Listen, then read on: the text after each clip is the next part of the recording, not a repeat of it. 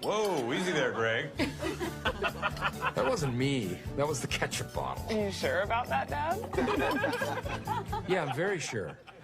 I didn't cut a fart at Christmas dinner. I didn't do that. Welcome to Blood and Black Rum Podcast's Festivus series. This year, we're bringing you all kinds of Yuletide classics, such as Home Alone 2, Lost in New York, They Did It Again, On Her Majesty's Secret Service, oh, James Bond, you seasonal scoundrel, Trading Places, where people are just shitty, and The Santa Clauses, the newest conservative Disney Plus TV show. We hope you enjoy all season long. Wild geese that fly with the mood of their wings. These are a few of my favorite things. Hey guys, welcome back to the Blood and Black Rum Podcast. I'm Ryan from ColdSploitation.com. I'm joined with my co-host, Martin. How's it going? Doing pretty well. This is the last episode of our Festivus series, isn't it?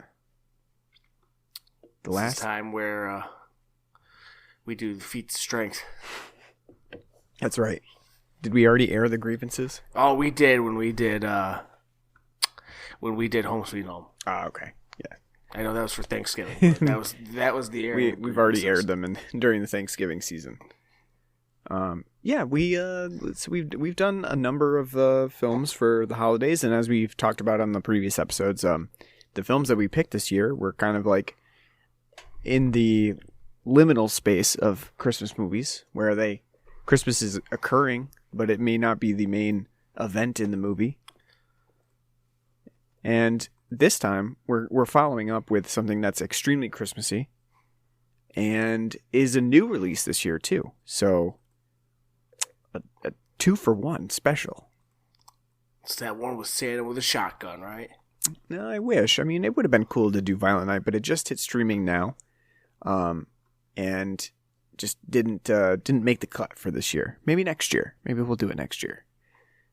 But I'm glad that we didn't do Christmas Bloody Christmas either, because I watched that one. It was a new Christmas slasher movie on Shudder by Joe Bagos, and that one was not good. Did not enjoy.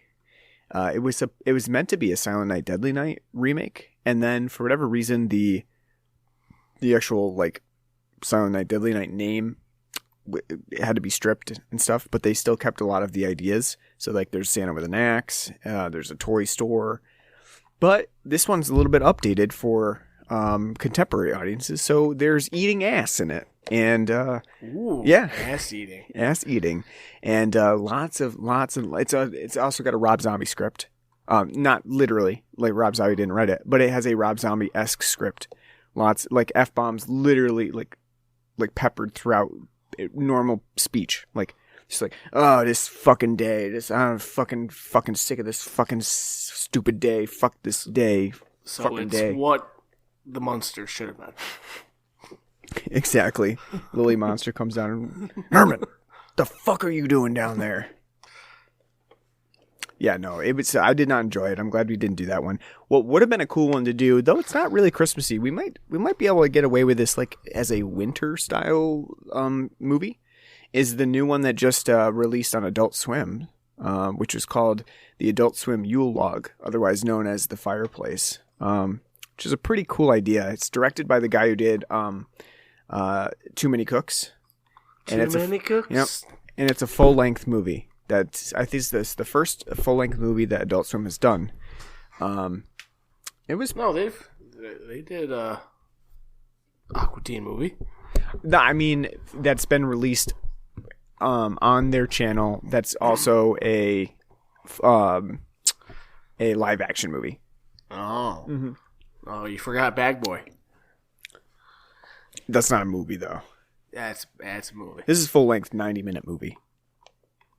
Yeah, Bag Boy. It was actually pretty fun. Weird for a while. It pulls from a lot of tropes, horror movie tropes.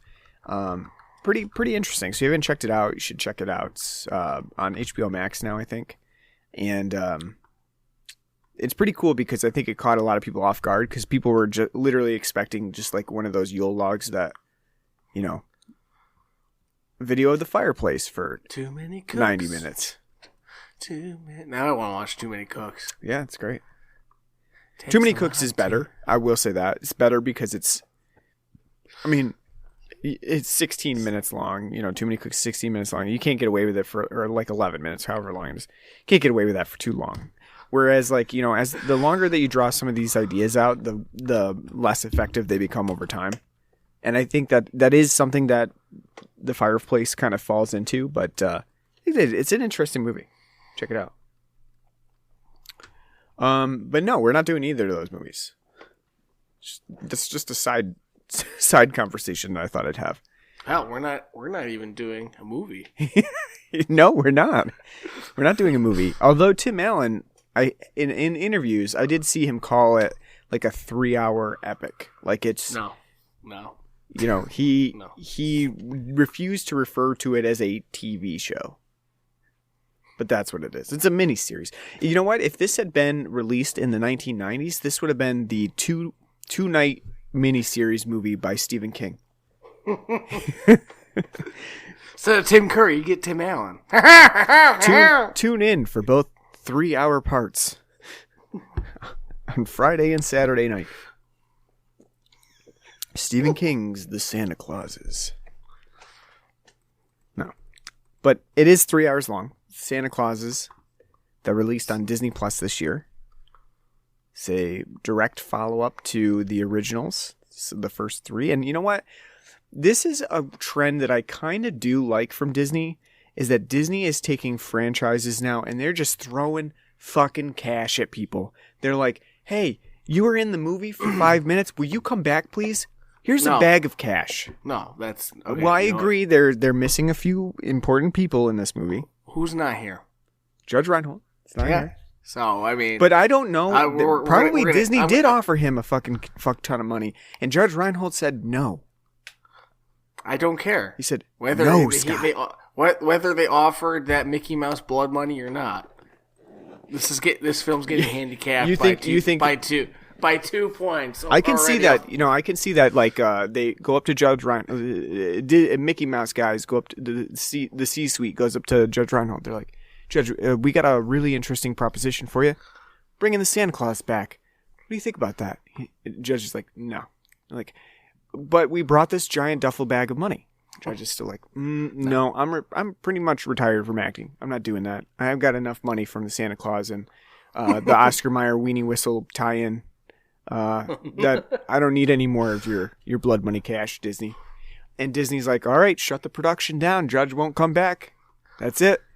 I mean, they could have got Christopher McDonald to be Judge Reinhold, but no. Yeah. Shut the fucking thing down. If Judge is not coming back in a stepfather role for this TV show, then we're not having it. See, but that's where, and you'll have to listen to our, original review of the Santa Claus. Judge Reinhold is the glue in the first film. He is. Like, he is perfect. And not only that, but a lot of the jokes revolve around Judge as well. So it's not like he has to be constantly doing something, but he is the focal point. Hell, he's a psychiatrist in this film. They make fun of him, like, oh, it's 1993. Who goes to a fucking shrink, you fucking loser? Now it's like, hey, Judge, come on. We all have depression, anxiety, opioid, and drug addiction. Come on, and we pull up a chair. Maybe that's why he's not here. He's too busy. He's supposed to be retired by now, but everything's gone to such shit. He's sitting there double booked until he's dead. Very true. And you know what, too? They probably couldn't find any of those nice sweaters that he wears. What do you mean they can't find those nice sweaters? That's like the whole thing now. Ugly sweaters. Yeah, but now it's too outre for Judge. Can't be wearing those anymore. So if they're ugly Christmas sweaters, what were they back then? I don't know. He was a hipster before there was hipster. Just sweater? Yeah. He was a hipster. He was at the forefront of fashion, and no one knew it. And poor Judge has to take all of the shit that Tim Allen gives him throughout. Like, look at this sweater. Look at that sweater. Little did they know, Tim Allen would be heading to jail for a couple nights for a DWI, while Judge Reinhold would be the trendsetter for fashion. So the Santa Clauses is... But like I was saying, I really like that they have been just, basically trying to go back to these franchises and get the original people to come back again, because that's what everybody wants, right? Like Nostalgia. They want nostalgia. They want revisiting and like those tie-in moments, those callbacks, and Disney's really been giving that to us, like the Mighty Ducks. Nobody asked for that. Stop. No, I'm just saying though. Maybe no one asked for it, but they surely did enjoy the Mighty Ducks Game Changers, and they fucking got Emilio Estevez until he had a COVID breakdown and said, "No, I'm not getting the vaccination," or whatever happened with that. But they got Emilio Estevez back. That's pretty awesome. They've been doing this with these franchises, and they do the same thing with Santa Claus. They basically said, "Hey, Tim Allen, hey, kid who plays Charlie in the original, I don't even know his name. The fuck's his name? Eric Lloyd. Eric Lloyd. Hey, Eric Lloyd, you've been doing nothing lately. We have money for you. They said, hey, Cal Penn, you've been doing nothing lately. You weren't in the originals, but we've got money for you too." Cal Penn, not one to turn down shitty script. Yeah. Hey, Elizabeth Mitchell, you haven't been doing that much either. Come on back, Mrs. Claus. Roll out the welcome wagon. See, okay, let me before we dive too deep into it. What do you prefer? The fact that they brought like people back and it's like, it's the Santa Claus 4 basically, or would you have rather seen a reboot? A remake? No. I would not have rather seen a remake. I am glad that they did a sequel, and we'll talk about that a little bit more as we get into the movie itself, but I am glad that the way that they went about this is less focused on the cheesiness of 2 and 3, which, if you remember, really, really went hard on like Disneyfying things, and they kind of struck a balance between the original film and then the more Disneyfied Santa experience with the North Pole environment. So I think I am absolutely satisfied with what they've done with the Santa Clauses. And we'll talk about all of that as we get into the movie itself. The TV show. Well, yeah, the 3-hour epic. No, it's not The Godfather. It's not 2001: A Space Odyssey. It's not Lawrence of Arabia. It's not Pat, and it's not a 3-hour epic. Don't let fucking Tim Allen lie to you. Sorry, like that. Stephen King's The Santa Clauses. Okay. No. Because even that's broken up into 2 parts on film. That's right. One film that you get to see first, you're like, this is great. And then the second one, you're like, meh, this wasn't worth the wait. Yeah. All right, so before we get into the movie, let's talk about the beer that we have on the show today. TV show. Whatever. We don't cover TV shows very often, so I'm going to keep saying movie. You're right, because the only time time we've ever done a TV show was Ash vs. Evil Dead, where we did the first couple of episodes for season 1, and dropped that like it was hot. We don't normally do TV shows. It's harder. It's harder to do TV shows. It's a lot more preparation. Well, would you want to be like a Walking Dead podcast? No. I know a lot of podcasts that do TV shows. They do it weekly, during the season, and once the new episode airs, they drop a new episode. But yeah, well, we could have done that with the Santa Claus. Would have been hard, but you get 20-minute episodes. I know. That would have been a tough one. All right, let's talk about the beer before we get into this TV show. As you finished your last sip on that, well, I shouldn't say sip, gulp, because you've been like gulping them down, fucking chugging away like you're a running back on a hot day after you've been getting the ball all day and you're on the sideline. And once the defense is finally in, and you're like, "Coach, give me that Gatorade." Well, this time I went and I went to the bigger beer store that we have in the area, and they generally tend to get a little bit more of a selection than our closest beer store. So I was looking for this one in particular, or one that was very Christmassy, very situated in Christmas season. And the one that I found was from KCBC, which is Kings County Brewers Collective. They're situated in Brooklyn, New York. And I don't know if we've ever had them on the show before, have we? No. I didn't think so. I've had a couple of their beers, but I've never actually had them on the show. This is my first Kings County. Oh, okay.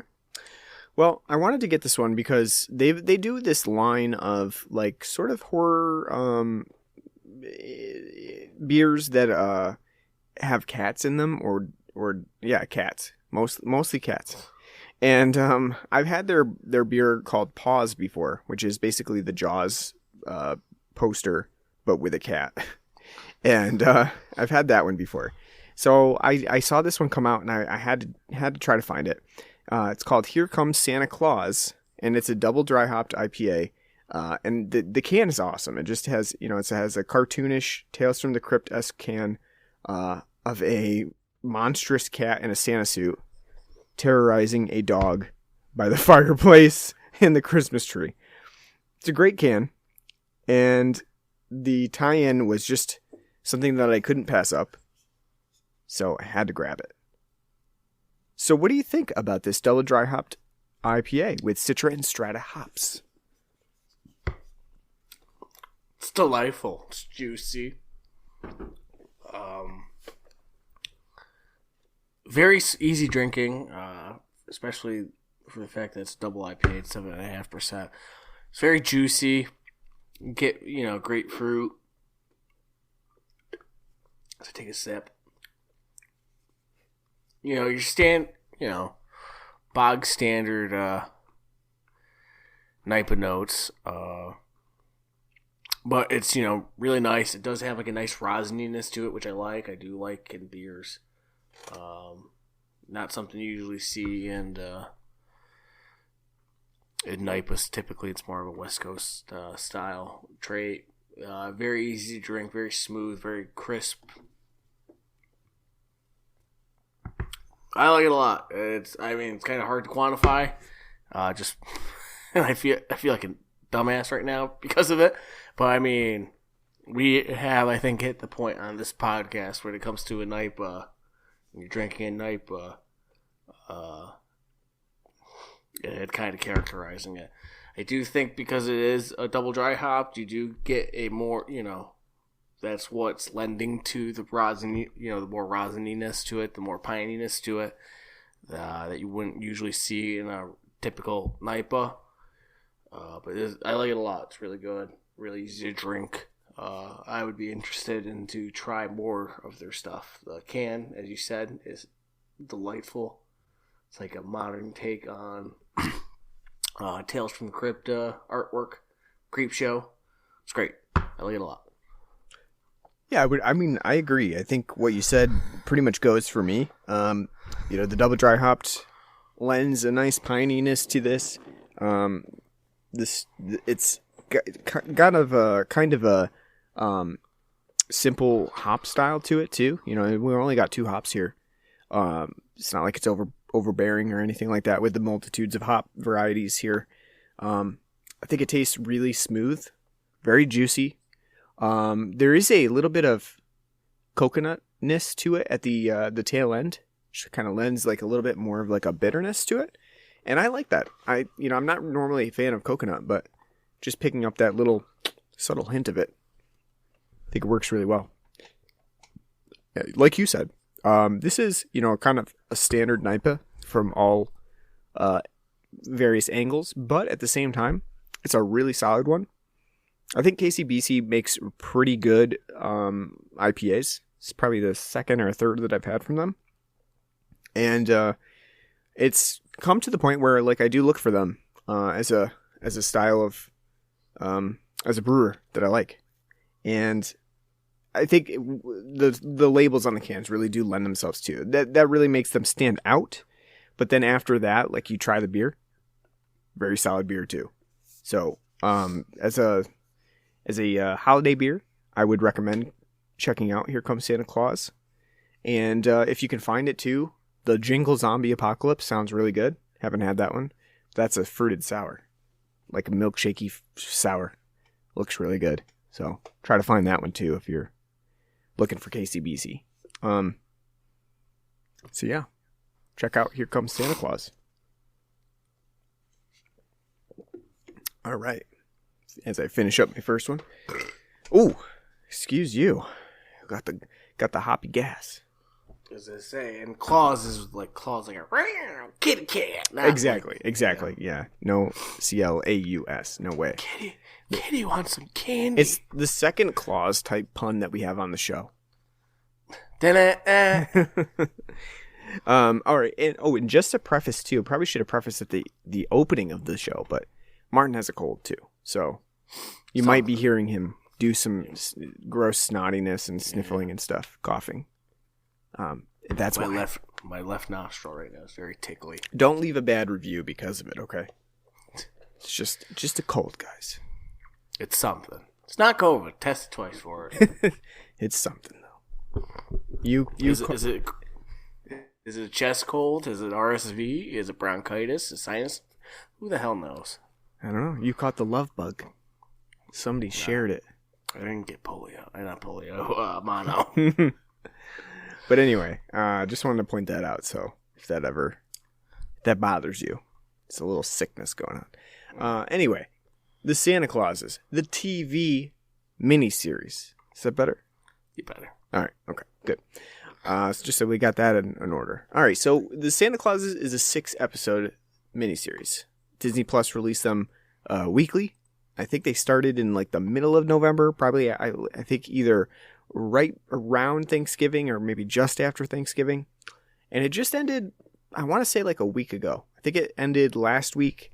And that's why we waited until this week to do it, because we needed to have that last episode in, or else that would have been kind of a disaster to only do 5 out of 6 episodes. But so 6 episodes, 30 minutes apiece. That rounds out to be about 3 hours, give or take.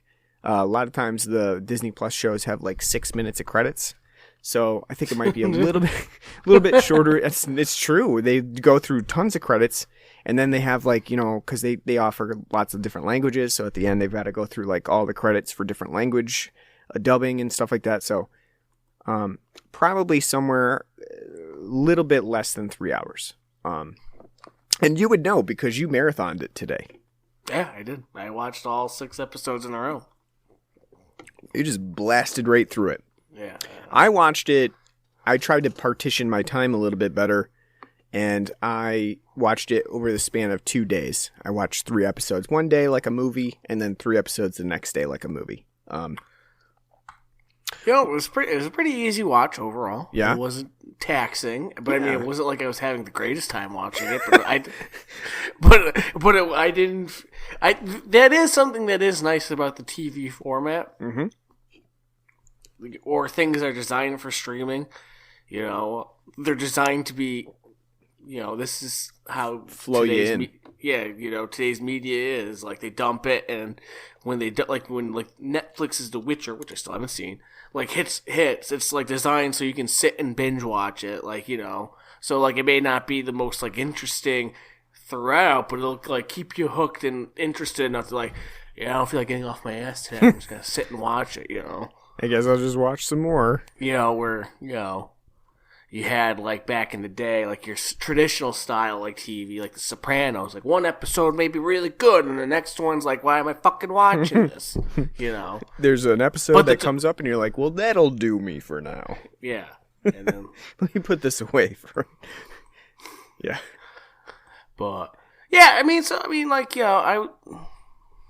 like you said, and also because each episode has like 6 minutes of credits total. It was 36 minutes cut right off, right from the get go. So it was only like 2.5 hours. Probably, yeah. It wasn't awful. It wasn't great, but it wasn't awful. I think what I want to first start out by saying is, and we did all 3 of the movies over the course of 3 Christmases. I am a huge fan of the original Santa Claus. I think it's a really good movie. I think it's one of the best Christmas movies. I agree. I think we both agree. Yeah. You can't really get much better. I think that the idea itself is pretty ingenious. Tim Allen is always great. You can go back and listen to the episode and see what we say about it in depth. But I'm really a big fan of that.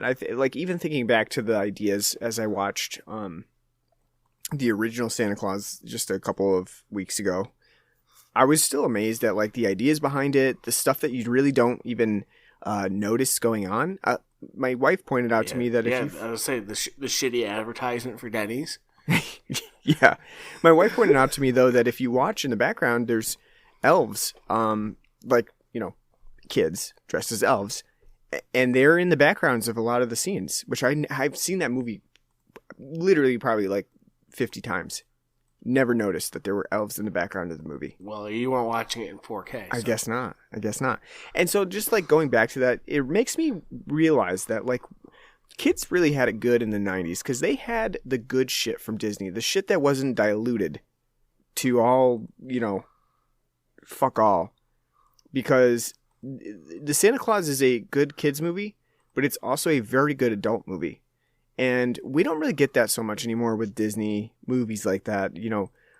Movies made for kids by Disney now have been extremely Disney-fied. They have taken out all of the, what even could be considered crassness.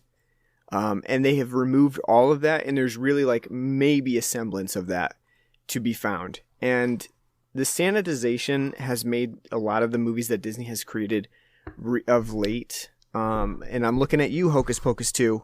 You fucking horrible, awful sequel. I'm looking at you. Still haven't seen it. They have sanitized it so much that has made it unfun at this point to go back and just watch. It's almost like watching a Disney Channel movie, but it's made for the big screen, so it's got a bigger budget. You're watching Smart House or Luck of the Irish. The Luck of the Irish, yeah. And that's how I've been feeling lately. And I think you're just becoming like Tim Allen. You're just a bitter old man. Maybe mad that time's passed you. Maybe. All right, listen.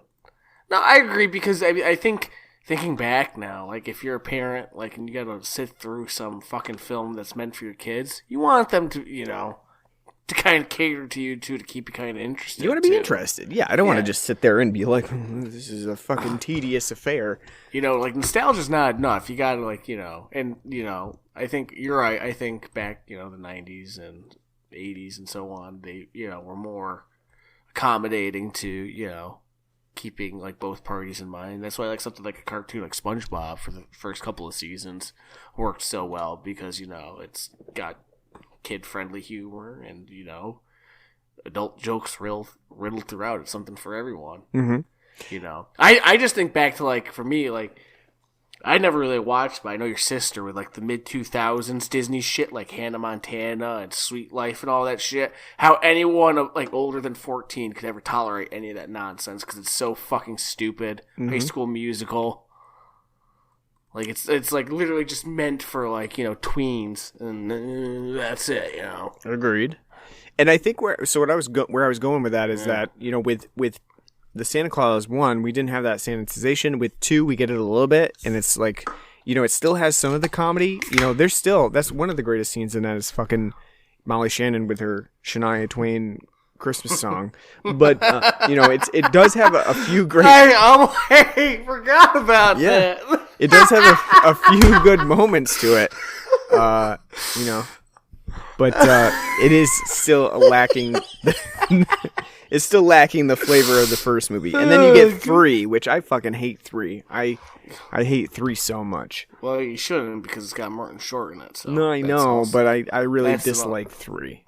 And I think that's where it kind of went off the rails, and it got really goofy, and it got really kiddie, and it lost some of the adult magic that the original Santa Claus had. Now, all that to say, with the Santa Clauses, I think that they've struck a good balance between the two. There's still some of that kidness to it, the kid friendliness. They've done a really good job of doing callbacks to all 3 of the movies. This is almost like setting up a fucking SCU, right? Santa Claus universe. They've done a pretty good job. Yeah, the Yule-verse. But they've done a pretty good job of doing the callbacks to the original 3 movies. And they didn't even just, it's not just like they just wanted to skip the 2 and 3 and go right back to 1. They've done good callbacks to all 3 of the movies. And I think that's pretty impressive considering, at least in my personal opinion, I don't think that many people like Santa Claus 3. So to think that the writers went back and they were like, let's sit through Santa Claus 3 again and see what the fuck we can get out of this one. And then stuck it into Santa Clauses, I think is pretty impressive. I think they did a good job with that. I do like the opening where we get to see them, Santa on his sleigh with Noel. Mm-hmm. That drives me nuts. It should be Noel. But, Noel. Noel. And they're like, oh, we're going to stop at this house. But they're not on the list. And like, no. This house should be on the list. And Santa goes down, and it's 28 years later, and there's 32-year-old Sarah with a bottle of Yellowtail and passed out on her parents' couch. And Santa breaks in, and she's like, what the fuck are you doing here? And he's like, I'm Santa Claus. Don't you remember me? And he tells, we get the flashback from the first film, and she's like, I'm 32. I live with my parents. I'm unsuccessful, and I'm stressed out. Leave me alone. It's like... It's like, oh, poor Sarah. Well, I guess it makes sense because, the idea in the Santa Claus is that the world has changed so much between those 28 years, and I think that's a good idea to pursue. They're different, yes, but Santa's a fucking dumbass. You mean all this time in the North Pole, he doesn't know that the internet and all this, Amazon's, taking over the world in the past, 10 years? Christmas spirit's just not a thing anymore. It's you have magic. You can't fucking tell what's going on in the world. You're a shitty Santa. Well, yeah, it seems like he's pretty aloof. I mean, at one point he does say that he's going to go out and purchase some VHS tapes and a nice VCR. Yeah, I know. So it is funny. It's the North Pole doesn't get any news, and the fucking guy comes out at least once a year. At least once a year. He's like, I want to go to Circuit City and buy a VCR. Go ahead and go to Blockbuster. We're going to rent some VHSs, and the wife's just cringing at him. He's such an... Yeah, I mean, when did Santa Claus 2 release? That might have even been outdated at that time. Yeah, it would have been. It would have been early 2000s. Yeah, I mean, I love it, though. I do like the idea that the film is almost like treating the Santa Claus as a franchise, like an old man boomer. It's like, you old man, what do you think? What is Tim Allen but a boomer? Exactly. That's kind of the funny thing about it, because they're bringing Tim Allen back, and I know that some websites and stuff had poked fun at the Tim Allen reference in this movie, that it's not okay to say Merry Christmas to all anymore.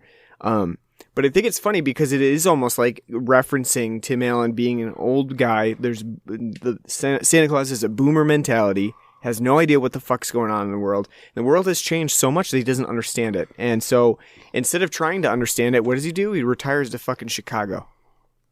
He's like, you know what? Well, he would have went to Florida, but his son's already down. Exactly. So yeah. He's like, yeah.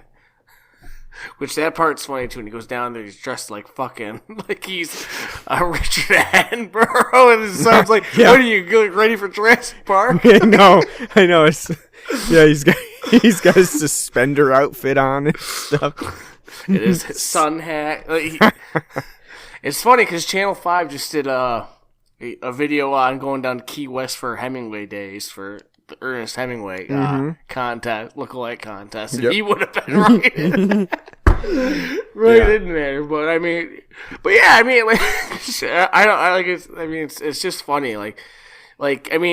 It's just funny to think about, because it's like you've been up at the North Pole all this time, and you've just been oblivious to what's going on in the world. How the hell can you feel that you're catering to people's Yeah, I mean that's a good point. Santa knows what everybody wants, and so you would think that after over the span of a couple of years, where everybody's needs and wants start shifting, and some people's wants are like, what do I want? Oh, I've already got that. I've already got that. What do I want? I really want Lisa Ann's fleshlight. You'd think over time, Santa would be like, what's going on? Why are most people's needs fulfilled except for those poor homeless people? But we're not going to do anything about those guys, Well, they're elves. They build toys, not homes, Ryan. Come on! But yeah, he's very aloof, and it's funny because this change has not happened overnight, even though sometimes it might seem like it has. It's been over time.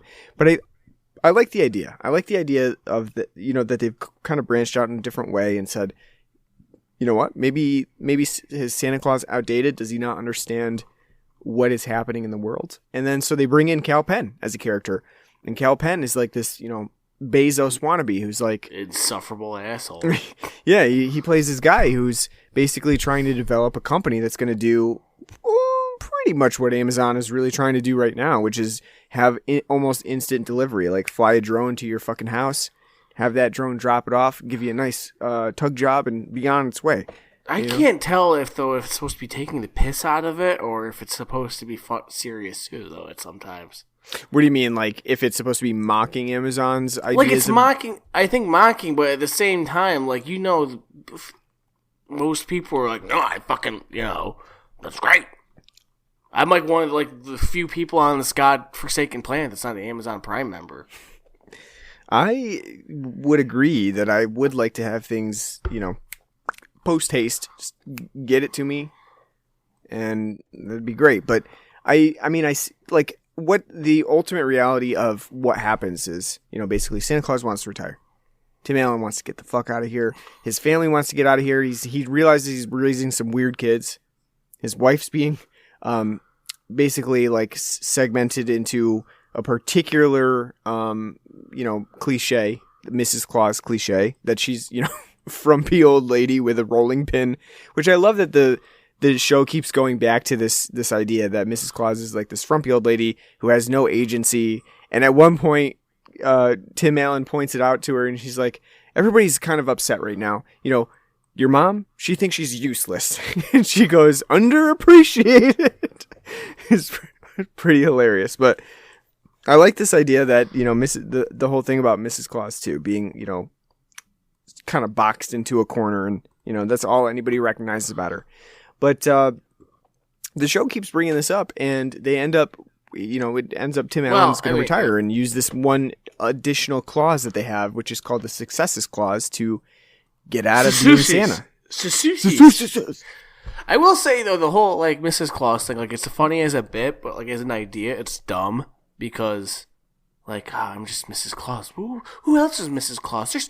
There's no recognition. It's just Santa Claus. And then she goes back to society, like, I'm back to being a principal. And then she's like, I'll go back to being Mrs. Claus. Who gives a shit? Well, she's got to save Christmas. If you got to save Christmas, you're going back. Oh, okay. Going back to the kitchen. Okay. Not only that, but she's the only Mrs. Claus ever. Because they make that point, too, later on when they discover the Yule-verse. And they're like, there's only white Santa Clauses in there? I'm like, yep. Pretty much. And a goat. Yeah. Yeah, no, I mean, but I like I said, I like this idea that he's going to retire. He's trying to find someone else. He finds Cal Penn. We get dick jokes too, like, oh, my magic's not working anymore. Yeah. Like, what's like so like, where's like the Viagra? That's never happened before. Like, where's the Viagra commercial? I know. Like, Elvis being like, Santa, take your magic Viagra, and you're, Elizabeth Mitchell's like, oh, it happens sometimes. It's okay. It's okay. It makes sense. That's why she's so mad. Santa can't get it up, and she's like, God damn. She's feeling she's like, quote back to the unquote underappreciated. She's back to the rolling pin. Yeah, that's right. She's like, these people don't understand. Yes, I have a rolling pin. No, it's not used for cookies. Okay? It's used for tossing other things. It's used for this cookie. Yeah. Poor Mrs. Claus. Or she's like, stuffing elves up there. Who knows? They are, in fact, older than her, so. Just like Tim Allen is. Yeah, just like Tim Allen is. I mean, I guess there's a lot to talk about in the Santa Clauses, but the main idea is, that Cal Penn comes in. He's an ass. He on paper he looks good, right? He looks like he wants to save Christmas. He wants to do the world a good service by providing them everything that they want, all anytime they want it. And that's his whole company shtick. It's called Everything Now. Literally, if you want it, they'll provide it to you. See, I took that though as like yeah, it's like a shot at Bezos, but I mean, like, that's like capitalism in its like purest form. Like, oh, we're just doing it so everyone can get what they want now for money, you know. Right. Well, yeah, and that's the thing that the show doesn't really go into it in too much depth, but I think that it really wants you to think Cal Penn's character is really not thinking about it in terms of like people having money. He just wants them to have the things that they want and or need. Well, no, we get to see that though when he's like, "Well, they're not an Everything Now member. If they were, they would right." And it kind of morphs him into being that person. Like originally, the idea was like, "Wouldn't it be just great if everybody could have what they wanted?" And then later on, he morphs into that. But again, like no entrepreneur, like Jeff Bezos wasn't like, "I'm gonna sell books from my garage, and that way people can get it, and I can serve the world." No, he was thinking about making money. Nobody's like goes into a business for the sake of, like, benevolent ideas. If they were, they'd make them into co-ops afterwards, where everyone got to share into it. So, like, if he has this benevolent idea of, like, oh, I want everyone to be able to get everything now, it's because he wants to make money. Well, that's true. And, and later on, he does mention things like, the elves don't know what a union is, and he's like, fantastic. I know. I know. That like, wow, again, that's a line, which is funny, though. I mean, it seems innocuous, but it's funny to think about, because Tim Allen is from, fucking Michigan, so he's from, automotive, Union Central. So to think, this guy's like, oh, man, well, if you guys had a union, they're like, what's a union? And he's like, this place is fucking great, I know. It's like that long last, bastion of conservative thought of, I hate the gays, but go labor. I know. It's like, I mean, but I like the idea. But what I did want to point out about this character is that it is effectively the same idea as the other Santa Claus movies 2 and 3, where someone steps in to try to circumvent what's happening in the North Pole, damage Christmas in some way. And it kind of smacks to me of reiterating the same ideas, but at the same time, I do think it's it's updated for this new era, and I think they do a pretty good job with the Cal Penn elements to it. And I did like later on how it kind of comes back to him recognizing wow, I've been a shit, and then there's the comeuppance. Yeah, to me, I mean, I find Cal Penn to be fucking insufferable, and his part stupid. It's this bloated, overwinded, self-aggrandizing message that the film can't even be honest about. Not only that, the first film, the original Santa Claus, is a much better portrait of showing corporate, greed, and just the fact that they have fucking Santa and a Panzer, and that's the whole shtick. No, it is true. It is true. And it's just quick, easy, but thoughtful. This is so on the nose. Agreed. And Cal Penn's such an insufferable douchebag.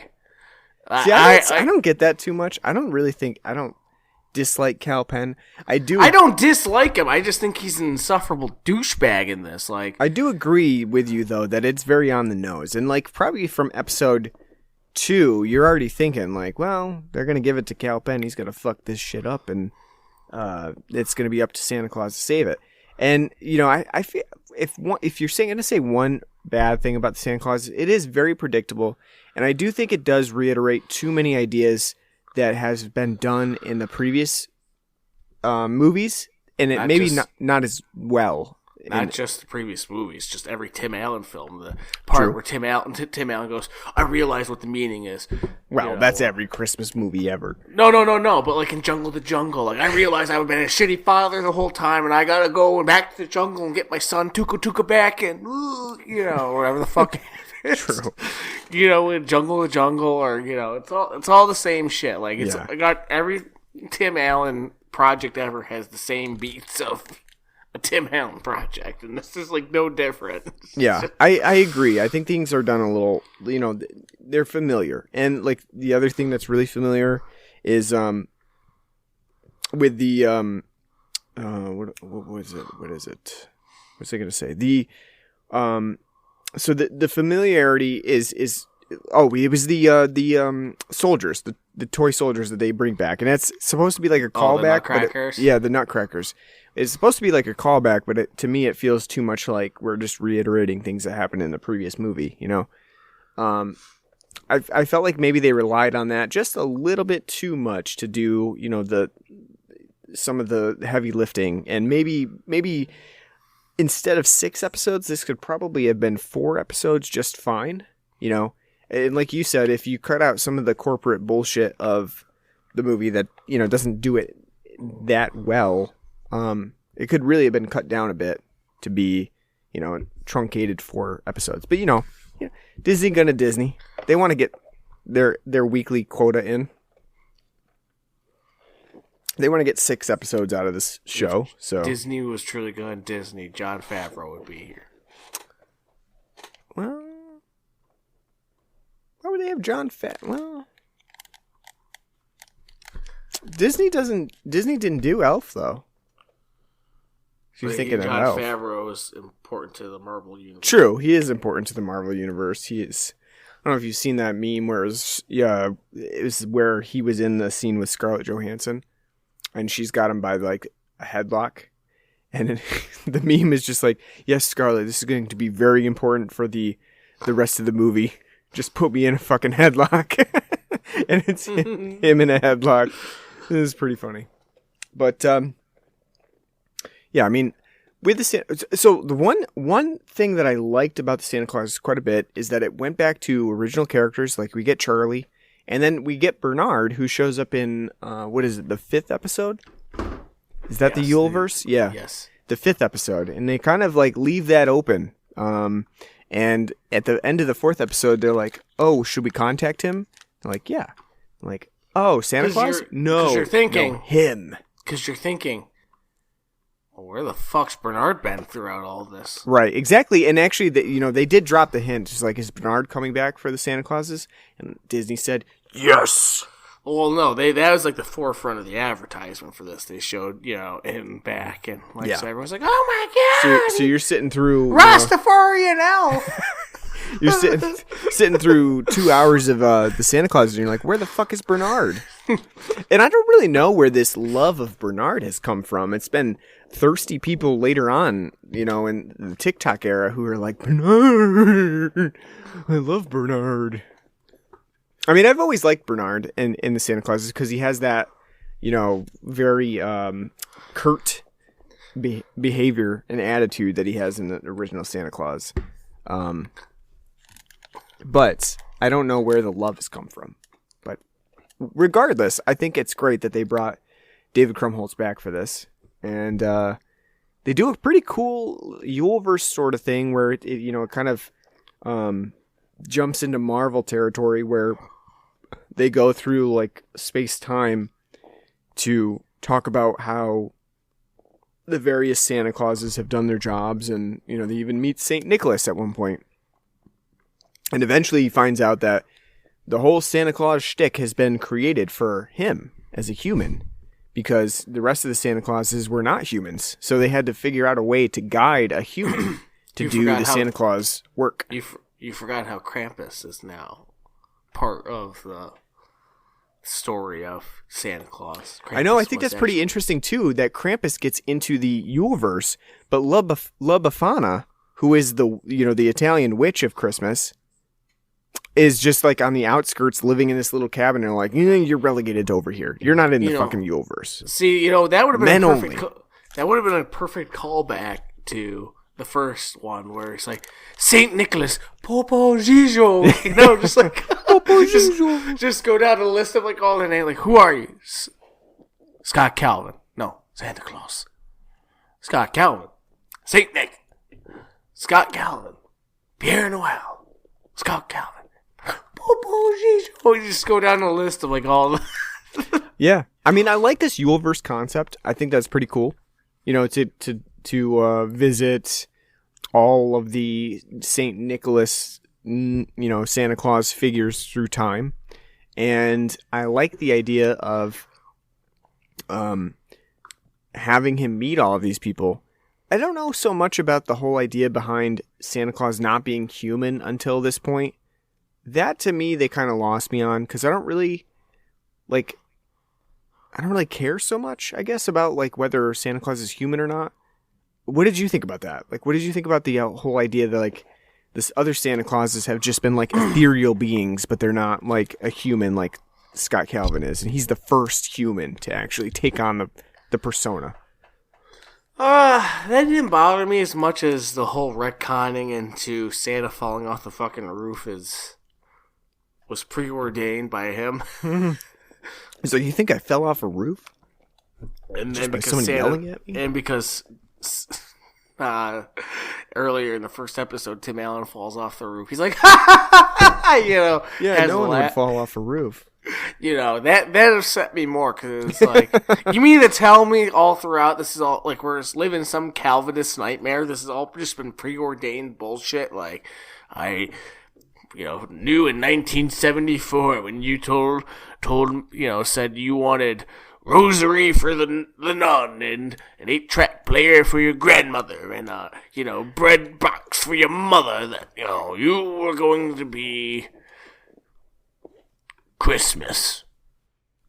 Which makes no sense too because he hates Christmas in the first film. So how did we get there? That's the more interesting story. How did Scott Calvin become a Grinch over the years? Was it just working in corporate America? Probably. Yeah, the film, this TV show does not really recognize the Scott Calvin from the Santa Claus, like what came before, because we know the Scott Calvin. Lost. Yeah, that's Scott Calvin. He's kind of an asshole. Not kind of, was an asshole. He was a poor father figure, and this show does not really take that into consideration at all. It basically acts like Scott Calvin was always sort of like a Santa Claus type figure, and then they gave him the position because they thought that would be the best, best Santa Claus that would be available. And I don't really, the show doesn't get into why that is. Like, why were they like, yes, Scott Calvin? There's all these wonderful giving figures in history, but no, Scott Calvin is the one that we need to give this, Santa Claus position to. The other thing, too, that I think is interesting is that afterwards, like, why did they have to spring certain things on him with the clauses at inopportune moments? Like, later on, after he's already had the position, they're like, no, you need to get married, like, in 6 weeks. Like, just do it.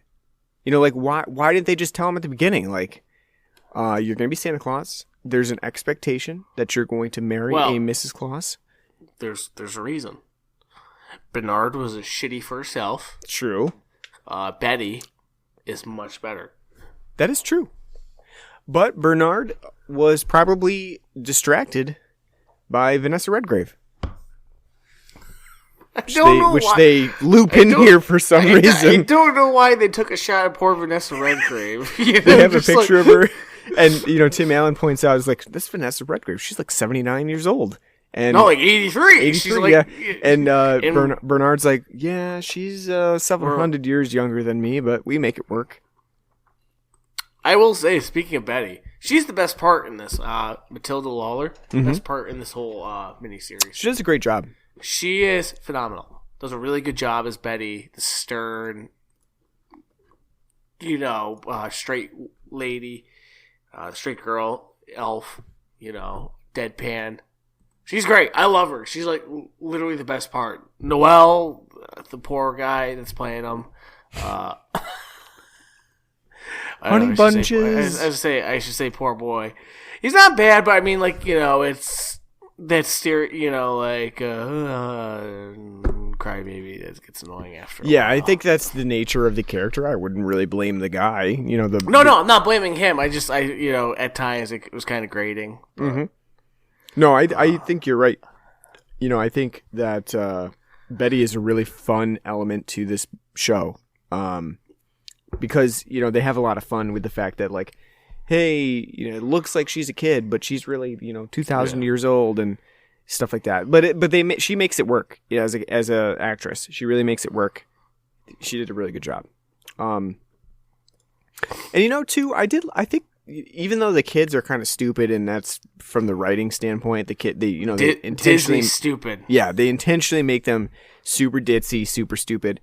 I did have a fondness for, like the way that they kind of wrote them to be like such naive kids because they've never been outside of the North Pole. So they're just used to like hot cocoa every day, and I just love in my breakfast I made sugar, and like it's like. I know, yeah. And Tim Allen's like, "Oh, that's a bad idea because." Well, yeah, he's not really an orthodontist. He's just called Dr. Veneer. But I mean, like, yeah, no, but I mean, it's funny, but it also shows how stupid these two are. Oh, you mean to tell me raising 2 kids up in the fucking North Pole, this isn't a good idea? No, I know, yeah. Like you fucking morons. Like, what do you, They literally have not had any interaction with normal people. You're like, oh, my daughter's talking to squirrels. You're a fucking moron. And it's like, no. Yeah. That's all My she's daughter's got to talking to squirrels and this weird creature that lives in her her room that only comes out to eat people at night. Yeah, the ferret or whatever the fuck. Whatever that thing is. It's like the fucking Pabu from Korra. What did you think about the elf who plays Gary, like the security guard? He's basically like the Snake Plissken of the Santa Clauses with his eye patch and gravelly. It's funny. It's like the modern day iCarly Gibby for children. I mean, it definitely like seeps into like the cheesiness that I think was part of like Santa Claus 2 and 3, but at the same time, it's a great callback to see elves back, but it's sad at the same time to see that they went from where elves and attitude, and you got ZZ Top playing like Gibby, oh, you're loving, oh, as they're walking down to like the one he's basically the fat cop that they tie up in the first one, like, right, mixed with Snake Plissken, like, they're all gone, and I'm sitting here instead of drinking my J&B whiskey, I'm drinking maple syrup. I like it. I mean, I think, again, there is a nuance here that they didn't go as ridiculous as they normally did in the Santa Claus 2 and 3. They've kind of like pared it back just a little bit. It still has that childishness to it, but it's a lot more endearing in this one. Here's the thing, though. You know how we were talking about how like you want to make a film that's like endearing to the parent and the child? Mm-hmm. You're the child watching this film, right? Yeah, I guess so. Right? Hold on. You're the child, right? Mm-hmm. A lot of these references in this film aren't even for parents. They're for the fucking grandparents. That's true. Like, how many millennials are going to get the Snake Plissken reference? Yeah. Unless, like, you're Kurt Russell fans like we are, or, like, half the pop songs they threw in here. Wham's Last Christmas and Stones, You Can't Always Get What You Want, and all this other. It's like meant for your grandparents and grandchildren to watch, not parent and child. Right. Yeah. I mean, I guess, like, I can see probably Wham, like, they're gonna get that. But yeah, you're right. There are some dated references, like even the Shania Twain shirt is more like for the people who either watched the Santa Claus 2 when it came out because they're going to be of that age. Which, by the way, how many people are going to even remember that reference? Yeah, I don't know. I mean, it's a good callback. I like it. I do too. But I'm just saying, how many people are like, oh yeah, you know what I remember the most from Santa Claus 2? Shania Twain. People well versed in the Santa Claus lore, because it's got the franchise has a whole lore to it now, and to be fair, the Santa Clauses is already renewed for season 2. It's coming back. Is it really? Oh yeah. Oh, like the Cyndi Lauper reference too, when they're playing elves, just like want to have fun or whatever. That's like 40 years out of date. I think that they've kind of done a good job with everything, because you got to remember too, the Santa Claus released in 1994. So there isn't even, at 1994 I was only 5 years old. There's an even earlier generation, probably born in the early 80s, who your Zennials, yeah, who also remember the Santa Claus pretty fondly, who may tune in for the Santa Clauses. So they're right. 29 years is a long time. That's and how long Mrs. Claus had her hair up before she let it down and let them wabbos out. She let them free.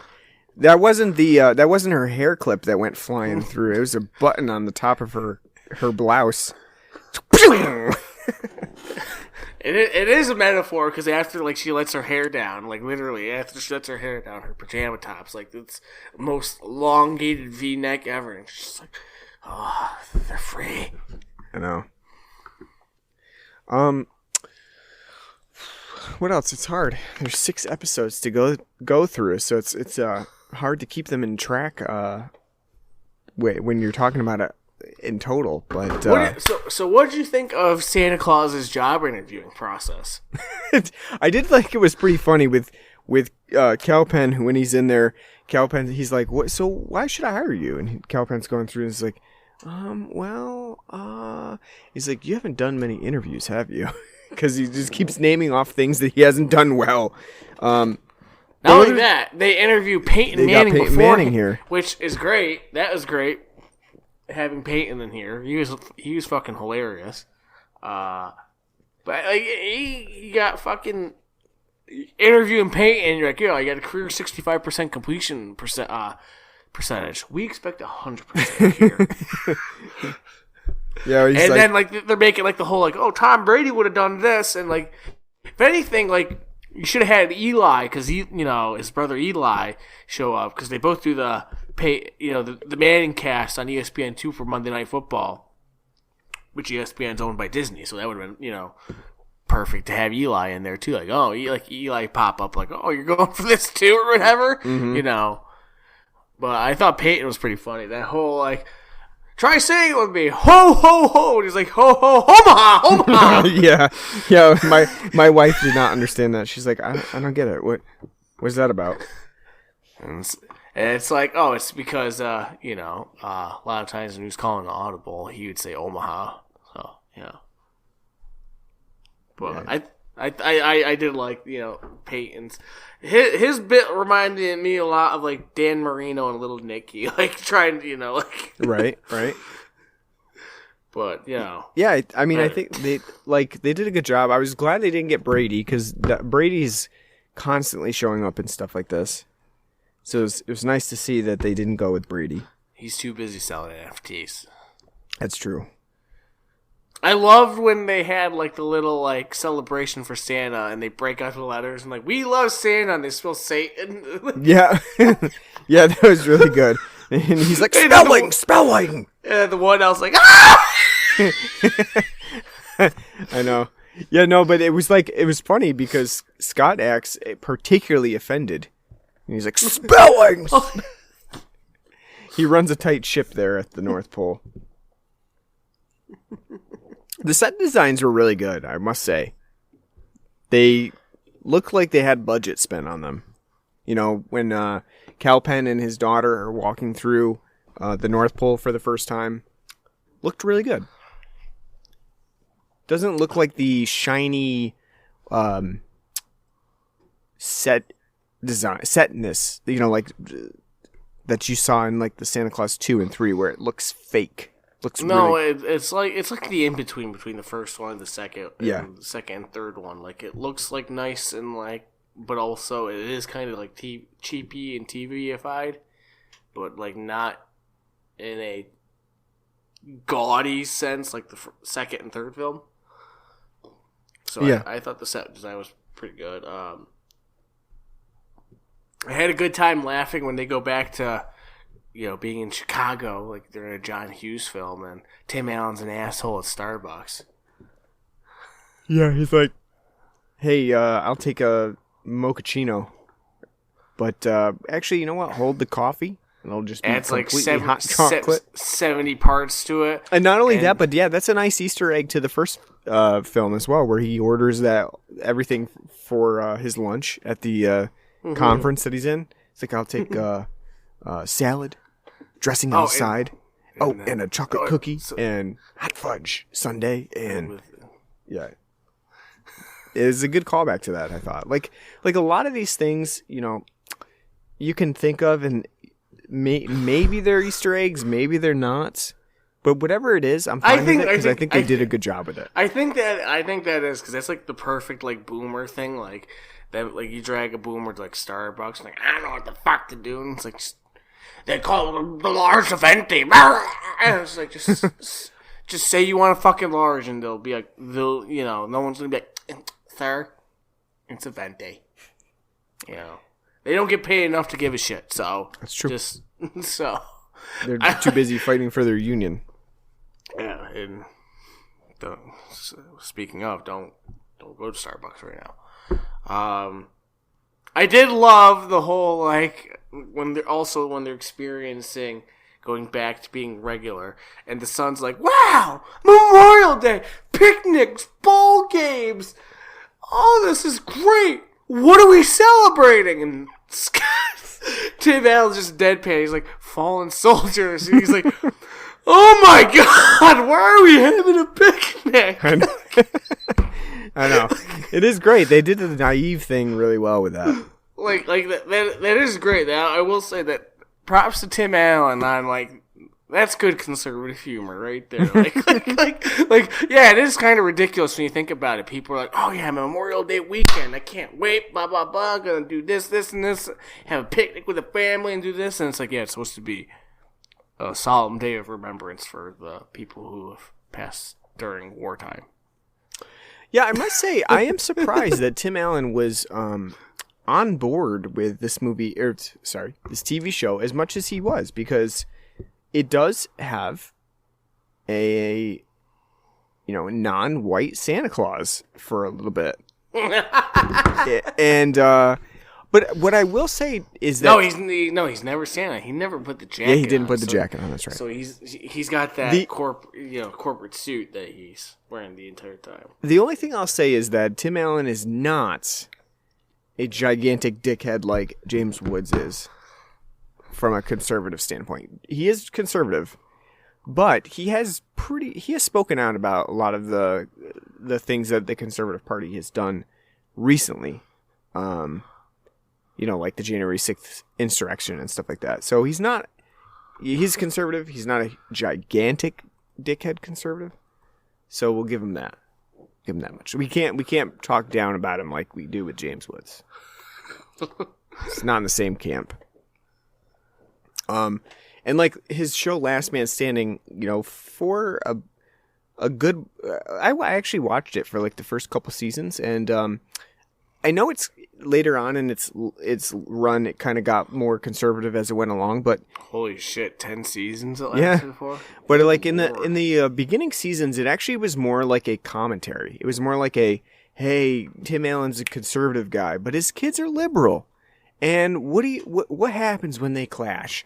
And it was more like a dialogue between them instead of so like All in the Family, but not as funny.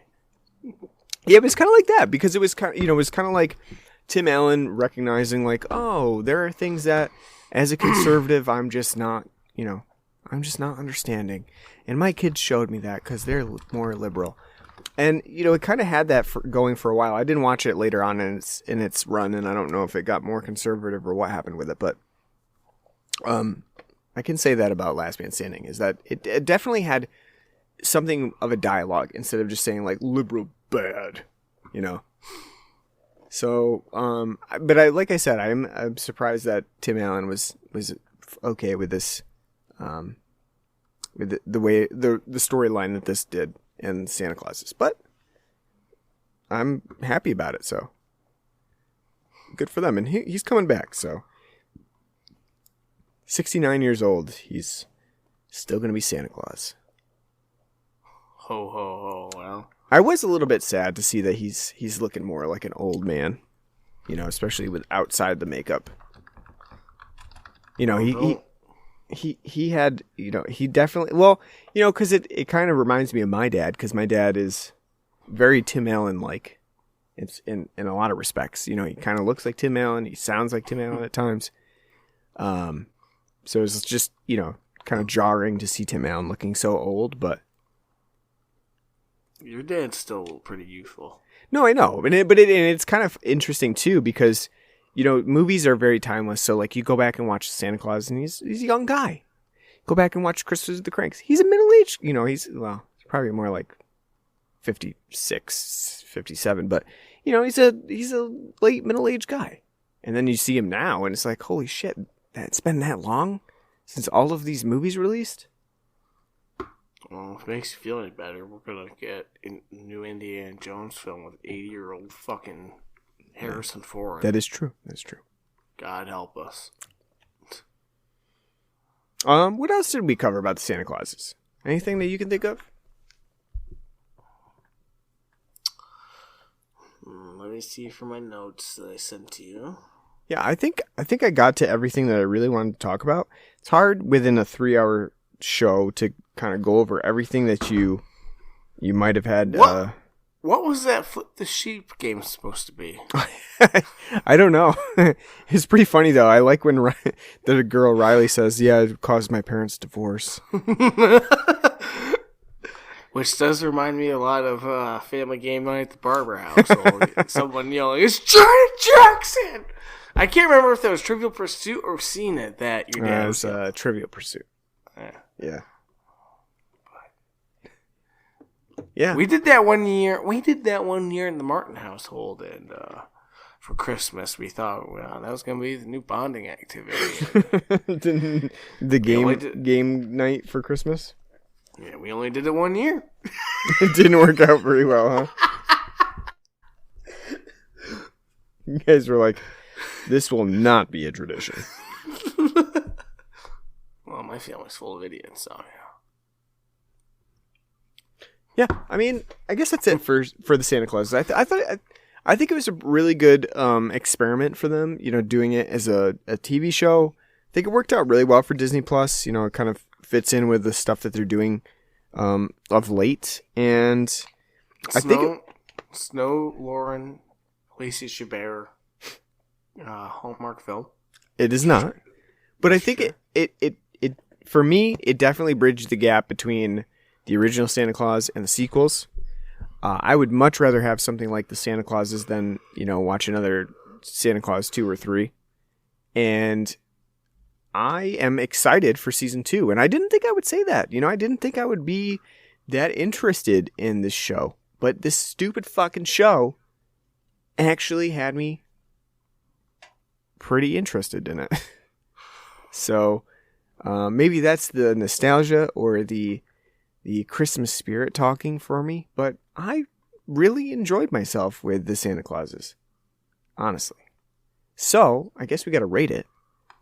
So on a scale of 0 to 10, Mrs. Claus Bazoongas, what would you give the Santa Clauses? I know, which by the way, it's hard to be like, well, I am sick and tired of being low-level woman, and then being like, BAM! But no, she is great. Elizabeth Mitchell is great. I'll give it a 7. Like, it's a lot of fun. It is a lot of fun. It's an easy watch. It's a pretty breezy watch. It's got a lot of nice callbacks to the films, especially if you remember the second and third film. Like, you're going to have references galore. I think Tim Allen's great, coming back. Tim Allen's always been somebody that I've liked, in TV and film. Big Home Improvement fan, and Santa Claus is one of my favorite Christmas films of all time. I think he does a great job reprising. Comes off as very natural, and like he hadn't left the role. Though at 70, how much I can expect from that later on is to be seen. Because he is getting up there. Elizabeth Mitchell's great. She's got a lot of great lines. The kids are okay. I think mainly the standout in the kids is Matilda Lawler as Betty the Elf. She does a great job. Very personable, very fun. As acting as the new head elf. A lot of the callbacks are great. A lot of nostalgia tied up into this. Well thought out callbacks. I do think at times it's a little long in the tooth. This is coming from somebody who watched it in a block. I think it could have kind of been truncated a little bit. I think Cal Penn, I don't have anything against him, but I think his character's an irredeemable, insufferable piece of shit. I don't care that him and his daughter are going through Disney syndrome where mom dies of random bullshit. He's an insufferable asshole. And no matter what Christmas spirit comes at the end, I don't think he's redeeming at all. But there's a lot of great little jokes throughout the film. Little moments. It's the little things in this that are going to keep you kind of engaged and interested. It's definitely better than the second and third film. It's nowhere near as good as the first film. But it is an enjoyable, fun watch. It's a nice little callback. I can't say that I'm expecting a great sequel after this, but I mean, I do think it was fun. It was a nice idea. I'd say 7 out of 10. It's definitely the second best thing in the franchise. Yeah, I would give this a 7.5 out of 10. I think it's a pretty fun little watch. For 6 episodes, I think it pretty much flies by. You can binge it. You can watch it weekly. You can kind of make it into 2 movies. Whatever you want to do, I think it works pretty well. It is a better offering than the second 2 movies in the series, I think. Kind of, like I said, it kind of bridges the gap between the 2. So the Santa Clauses was a lot more, kid and adult friendly. 2 and 3 were much more kid friendly. And I think that this one kind of has a smattering of both. It has a lot of Easter eggs and callbacks, which I think is really great. The nostalgia factor is high here. We get like almost like a Marvel-esque universe to this. It cements a Santa Claus lore. I love that. Ultimately, it does retcon a little bit, and I think that's okay. I'm fine with that. But, if you're expecting it to be like very adhesive to the entire franchise, it's probably not going to make that cut. I like that we get Bernard and Charlie back for even just an episode. I think that's a cool little inclusion there. Must have given them lots of money to get them back. Good for you, Disney. Yeah, I think it's a really fun show, and I am excited for season 2. I want to know what they are going to do with this next time. And again, I think there's some form of comfort to this too, right? As a Santa Claus franchise, it's comforting. It's one of my favorite Christmas movies, and to come back to it and have it be way better than I was expecting is a great surprise. So I think that's why I enjoyed it so much, and it was just a really fun time to spend just a few days before Christmas. So definitely check it out if you haven't seen it. Give Disney your money. All right, so that ends our Festivus series for Christmas 2022. Hope you enjoyed everything that we've done so far. Are we going to do a New Year's movie? A New Year's show? You said you had one. I have one. I think we should do it. I've never seen it before. It came up on my radar the other day, and I think it sounds interesting. It's a New Year's slasher, and it's not New Year's Evil, so it's something to do for New Year's. Oh, goody gumdrops. Yeah, I don't know if it's going to... I think it's going to sit right there in the home sweet home style of movie. But we'll see, I don't know. I'm interested. It's called Ghost Keeper, and I've never seen it before, so I definitely want to check out this New Year's movie. So I think we should. So we'll be back, in a week, right? Yeah.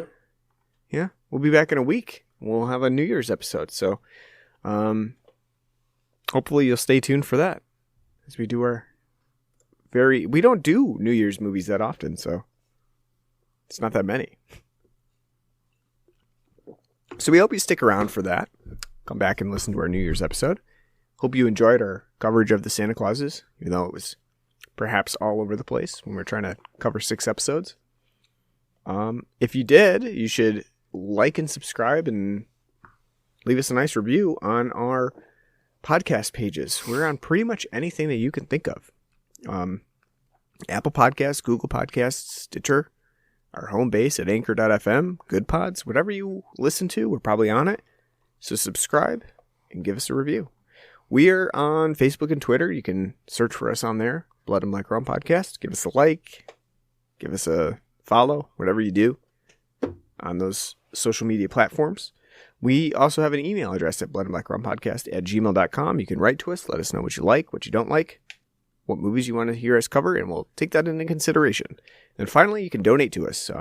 Anchor.fm you can donate on.